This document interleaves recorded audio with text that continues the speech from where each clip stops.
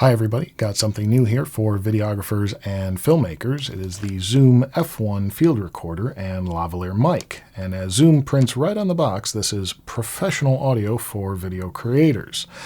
Now, Zoom is not an unfamiliar company.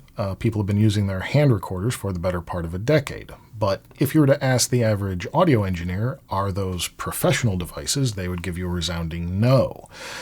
That said, Zoom has earned itself a bit of respect in the industry last year by releasing their F4 and F8 multi-track field recorders, which actually do provide truly professional results, at least at the entry level of the professional market.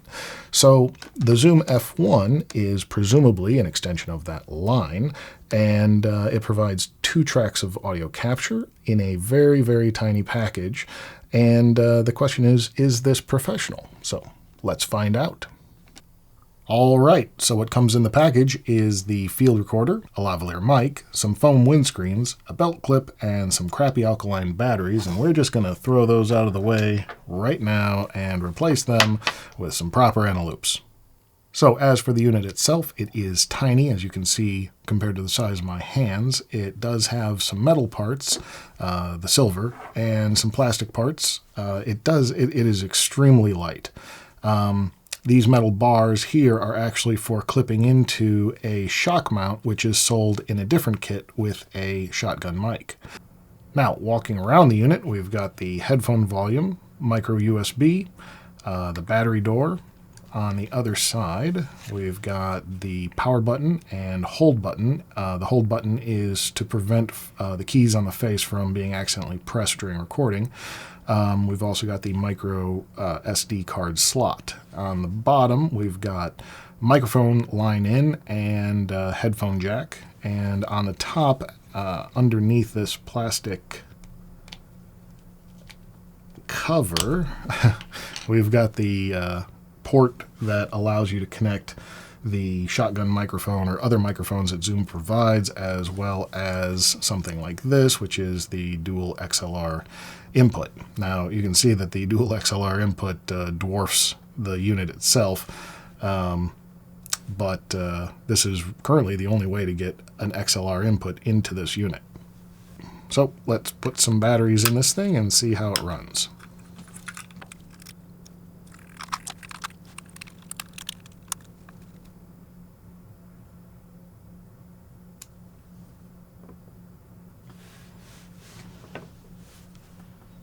Now we start with a language prompt. We'll hit the check mark and now set date and time,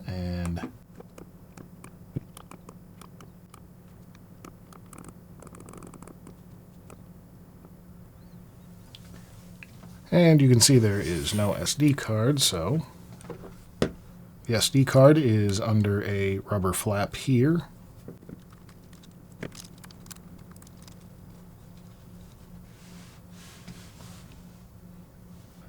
All right, so we've got a nice clean interface here. You can see the last file recorded, the amount of time remaining on your SD card, the battery life, as well as your decibel meter, and the default function keys. In this case, the function keys are record format, and you can see that there are several WAV formats, as well as several MP3 formats. The WAV formats top out at 96 kilohertz, 24-bit. I'm going to keep it at 48K and 24-bit. You have a low cut filter, and that allows you 3 levels of low cut at 80 hertz, 120 hertz, and 160 hertz. I'm going to keep that off for the time being. Limiter off and on. There is no configuration there. And the record level, instead of going 0 through 9, they went with mid, mid plus, high minus, high, high plus, auto, low minus, low, mid minus, and mid. We'll leave it at mid for the moment. If you hit the option button, you get different options for your function keys. Play tone allows you to send a standard tone to your camera.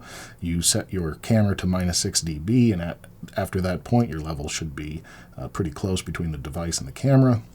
Pre-record allows you to record the previous 2 seconds. So once this is set, the device is always recording, and when you hit the start button, the previous 2 seconds get laid down along with whatever you continue to record. Plug-in power supplies power to mics that support plug-in power. And then there's the menu. In the menu, we have record play, date time, LCD options, battery options, auto power off, SD card, version, language, and factory reset. We'll pop into record play. You have the option to adjust the names of your files. They can start with Zoom and then a sequential 4 digits, or you can change it to year, month, day, which is my favorite. Pop down to record file. In here, you have the ability to take the left channel, in this case would be corresponding to the microphone, and set that into a mono file. You can also have the left channel split to both channels of a stereo file. You can take a left and a right input and have them combined into a mono file, have the left and right split into a stereo file, or have the left and right channels combined and then laid into both sides of a stereo file. We're just going to keep it on left channel mono for the moment. Record hold allows you to set the default functionality of record hold, and what this will do is when you hit record, it will disable the buttons on the front of the device. It has the same impact as switching the hold switch on.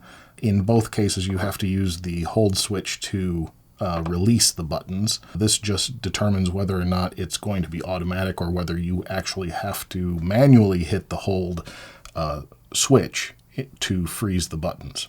Sound marker tells the device to create a tone at the beginning and ending of each recording to help you synchronize in post. Record counter will show you basically the elapsed time or the time remaining, whichever you choose. The play key option determines what the play and pause button will do depending on whether you're recording or using playback. And in recording, the default is pause and mark. You can set this to pause only or mark only. The options are exactly the same in playing, but the default is pause only. And I think both of those are set exactly where I'd want them. In the playback mode, you can play all of the files on your card. You can repeat one file over and over or repeat all of them, so it will go through sequentially and then start at the first file and play sequentially again. Popping down to the date time option, we have set date and time and set date format. Date format matters here because if you've chosen to name your files by date, it uses this format to determine how it's going to name those files. So I like to keep this on year, month, day. We'll back out of there. LCD, backlight, how long you want to keep your backlight on. By default, it's 30 seconds. I'm going to extend this out to 5 minutes. Contrast. I do like the default of 5. Popping down to the battery, you can choose the type of battery that you have inserted. As you remember, we put some Eneloops in here, so those are nickel metal hydride. This helps the device learn how long your battery life is. Auto power off. If you haven't hit any buttons in a certain amount of time, the device will power off. I'm going to set this for 10 minutes. You have an option of 30 or 1 hour. I'm going to set it for 10 for the time being. In the SD card options, you have format and test, and we'll hop into format, execute. Takes a few seconds, and then you can do a test. And you have 2 options for the test, the quick test and the full test. I would recommend the quick test. It is considerably faster.